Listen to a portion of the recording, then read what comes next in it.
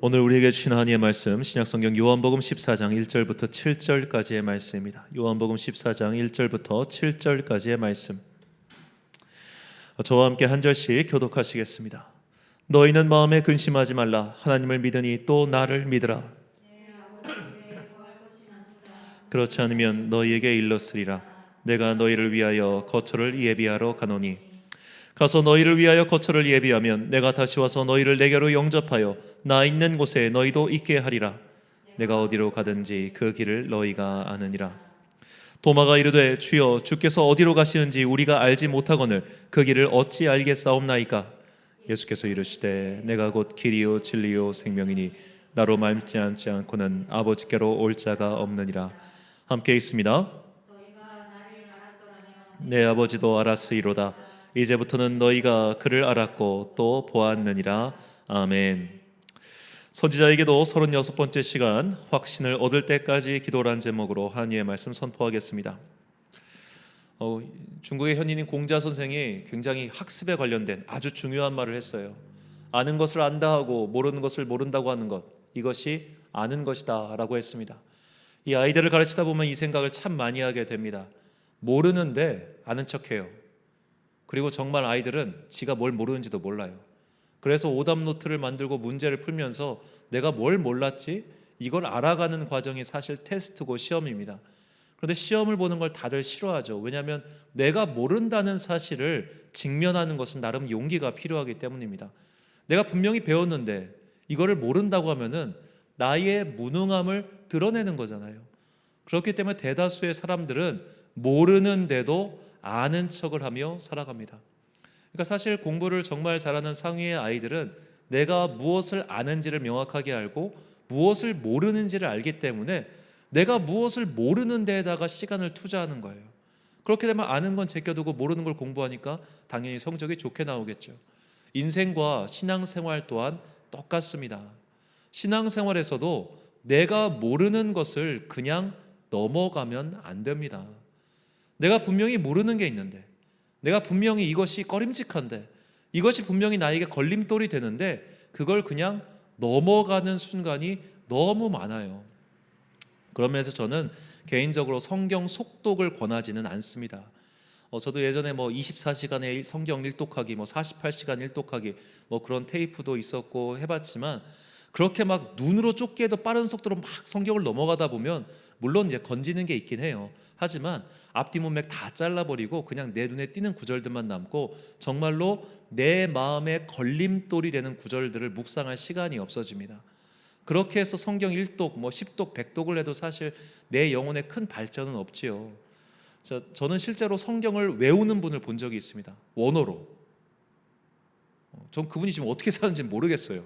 카이스트 나오셔가지고 신대원 오셔서 그분이 이제 히브리어 원어로 성경을 외우셨는데 진짜 와 천재다. 근데 그럼 뭐합니까? 그것과 나의 경건이 무슨 상관이에요? 랍비들도 다 외웠습니다. 바리새인은 구약 성경 플러스 나머지 그들의 전통까지 다 외우고 살았어요. 근데 그들이 경건한 사람이었습니까? 그들이 믿음의 사람이었나요?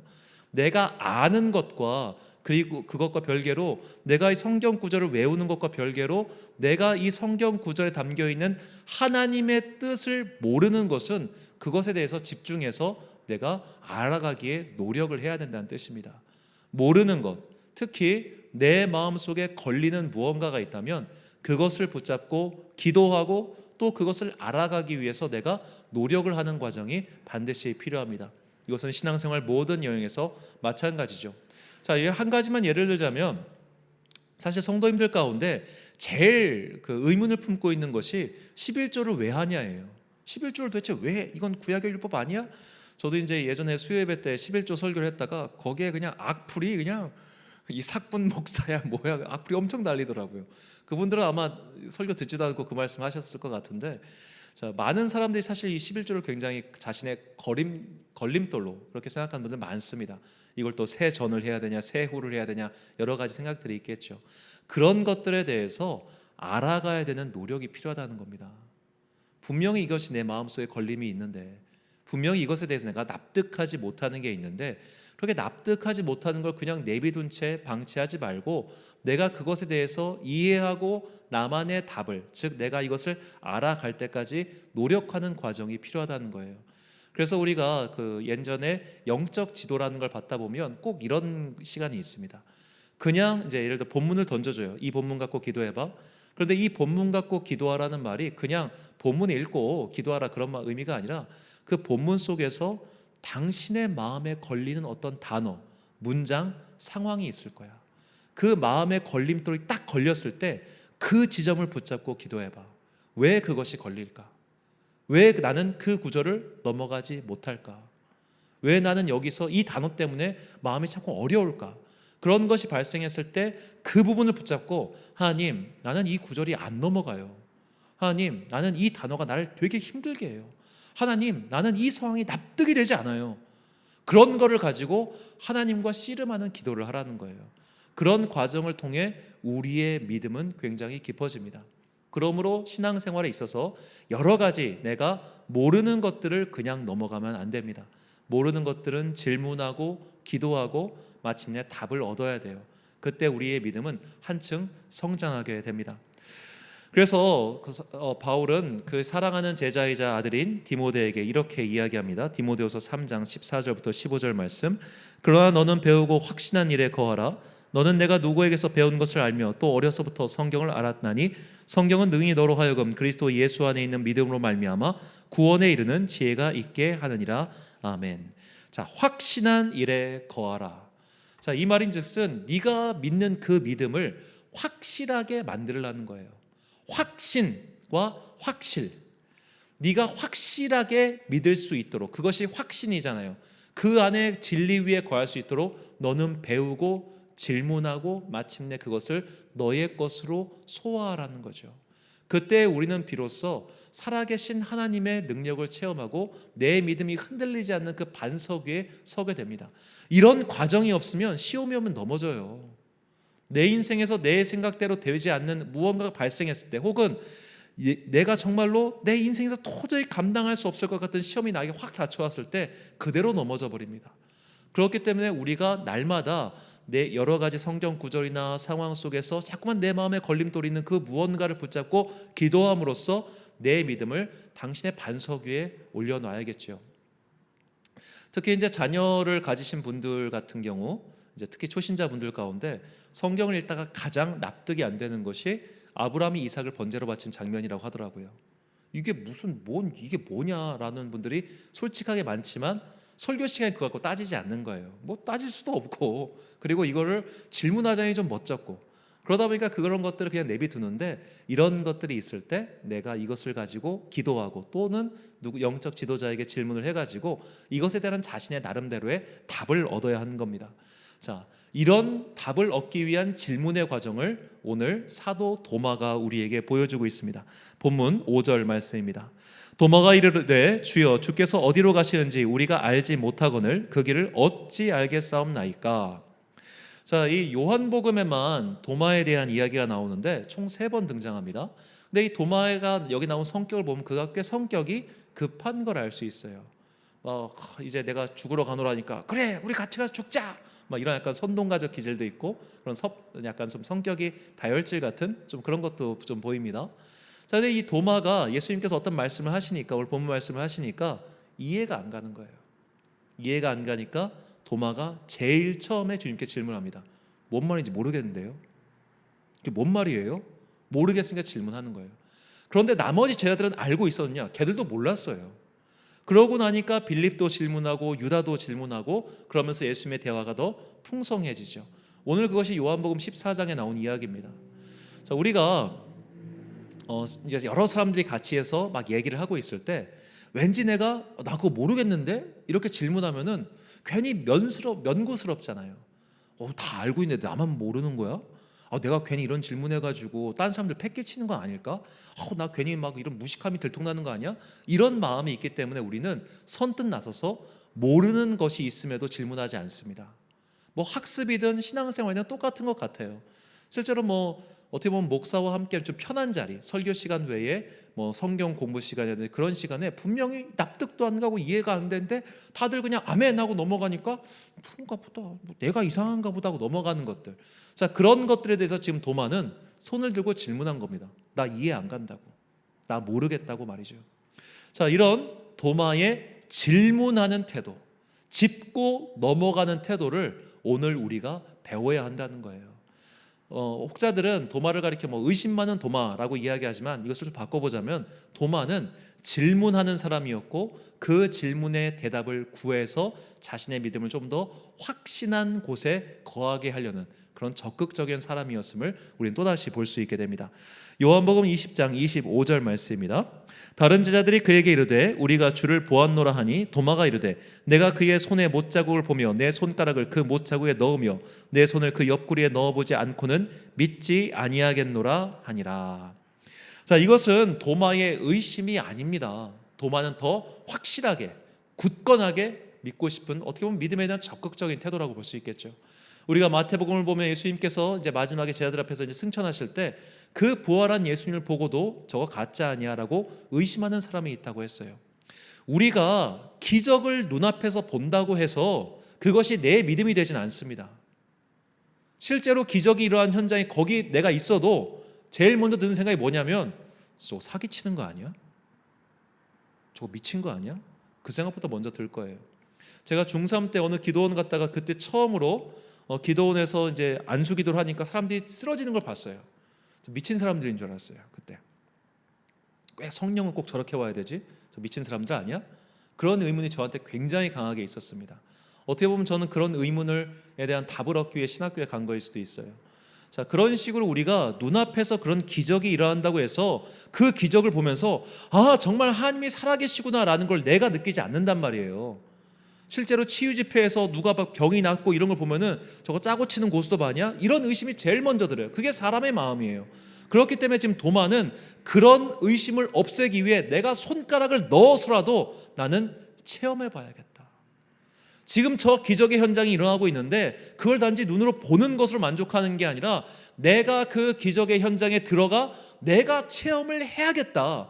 그렇게 해서 내 믿음이 더 확실한 곳에 거해야겠다라는 그런 적극적인 태도를 우리는 도마에게서 배울 수 있는 겁니다.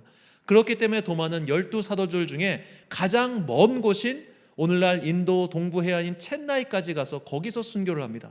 그 당시 그는 육로로 이동을 했습니다. 수천 킬로미터를 걸어가서 그곳에서 순교했어요. 그 정도로 그는 의심의 단계를 거쳐서 답을 얻었기 때문에 그 뒤로는 더 이상 흔들리거나 의심하지 않고 주님께서 가라고 하신 길을 굳건히 갈 수 있게 된 것입니다. 그러므로 우리는 오늘 내 믿음을 점검해야 돼요.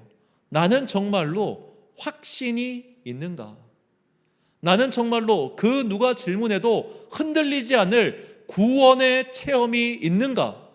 이단들이 와서 묻죠. 구원의 확신이 있습니까? 예! 라고 대답할 수 있는 그 확실한 내 믿음이 있는가? 이것을 우리는 다시 한번 이 시간 질문해야 하며 동시에 날마다 하나님, 내가 구원의 확신이 없어요. 내가 구원의 체험이 없어요. 내가 살아계신 하나님을 잘 못 믿겠어요. 이런 솔직한 마음을 가지고 그분께 기도를 해야 된다는 겁니다. 그때 우리는 하나님께서 주시는 그 확신을 체험하게 되는 것이죠. 이것이 존 웨슬레가 경험한 체험이었습니다. 이 존 웨슬레가 이제 미국 조지아주로 선교를 떠났는데 다시 제가 자주 말씀드렸지만 웨슬레는 목사의 아들이었고 어렸을 때부터 신앙생활에서 컸고 공부를 잘해서 옥스퍼드에 들어갔어요.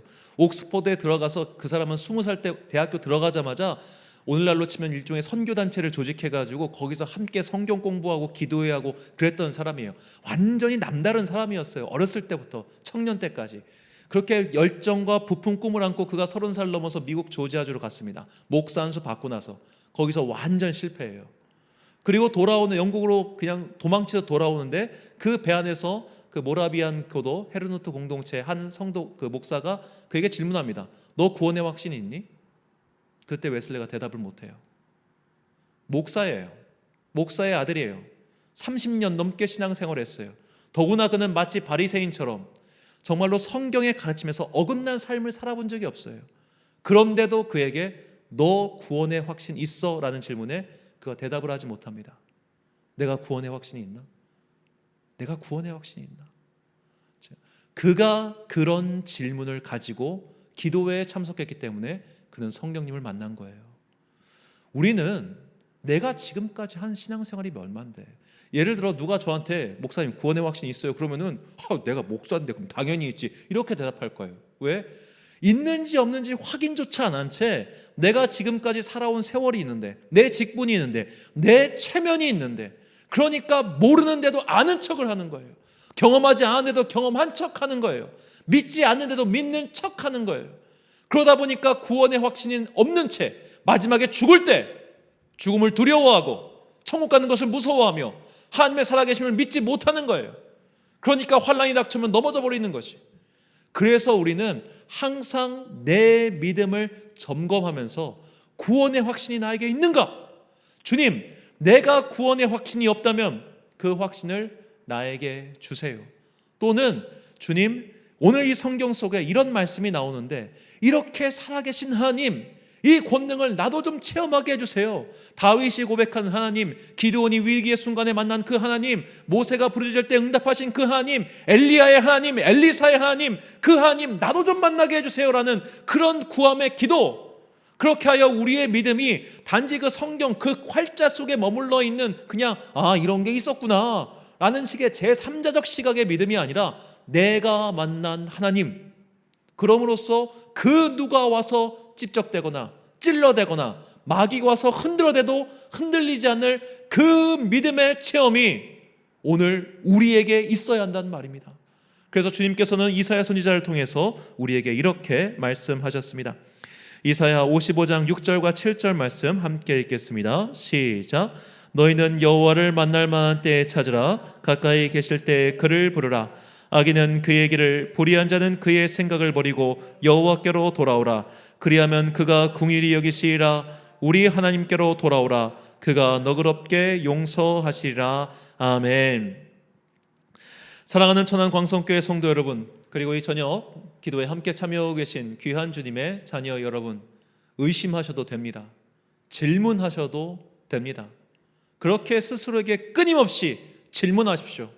나는 살아계신 하나님을 체험했는가? 그 누가 와서 나를 건드려도 흔들리지 않을 굳건한 그 믿음의 체험이 있는가? 구원의 확신이 있는가?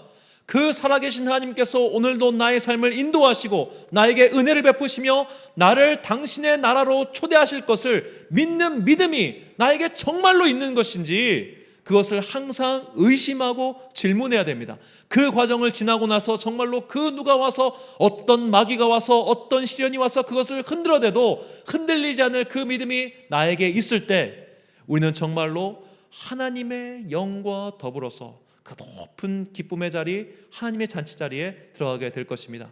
이 확실한 믿음, 구원의 확신을 향하여 오늘도 찬양하고 기도하는 가운데 하나님의 성령을 구하는 여러분과 제가 되시길 주님의 이름으로 축원합니다.